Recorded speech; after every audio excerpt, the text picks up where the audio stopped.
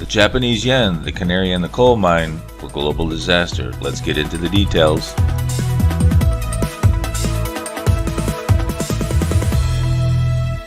Hello, this is Chart GPT today.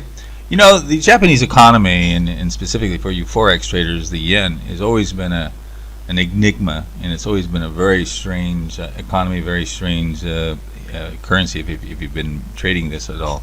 The Japanese economy can be so heavily in debt and yet not have so much inflation.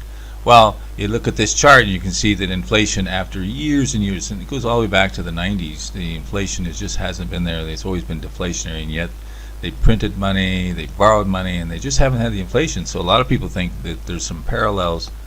Why haven't the U.S. economy, with all their printing, why is it getting more inflation than the yen? Well, guess what? The reality of markets eventually come. The inflation is coming there. You can see here the core CPI here is popped up to 4%, which is huge compared to what it has been in the past. And if we look at others, it's starting to rise. Even China is low. So a lot of these Asian currencies don't seem to have the inflation as some of the other countries, such as Eurozone and the U.S. But that's all about to change. And of course, the interest rates have been, remember this chart, it's near zero. It's basically near zero here. And now that inflation, and one of the ways they battle it, the central banks, so they raise rates to battle this. So is that going to be a problem going forward? This is a kind of a simple thing here, but the value of money is always considered to be GDP divided by the monetary base, monetary supply.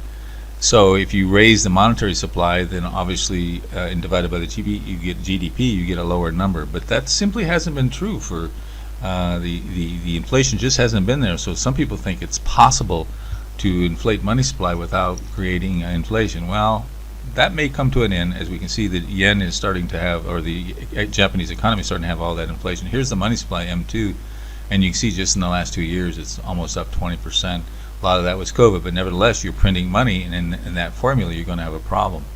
You look at the debt per GDP of Japan, it's way up in the 250 range, and that's generally the area where it don't work anymore. But it's been up high. And some people think we will can have 20 years in the same kind of thing that the Japanese had, but maybe not.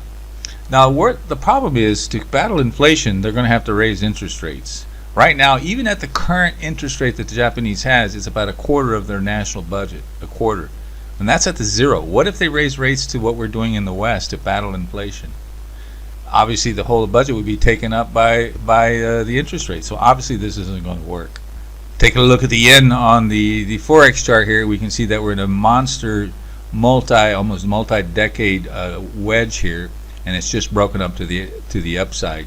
If you take the normal technical analysis, you take the size of the wedge and you add it to the top. So this yen could actually devalue again by 50%. And yes, markets eventually catch up to you. Take a look at the AI on the blog post in the description box and tell you what happens when you reach 300% GDP ratios in terms of government debt. And take our online poll. What direction do you think the yen is going? So yes, the yen could be signaling the canary in the coal mine for global markets, because this will have reverberation and will start to export inflation all around the world. So markets are in a potential global catastrophe situation. Don't forget to subscribe to our channel.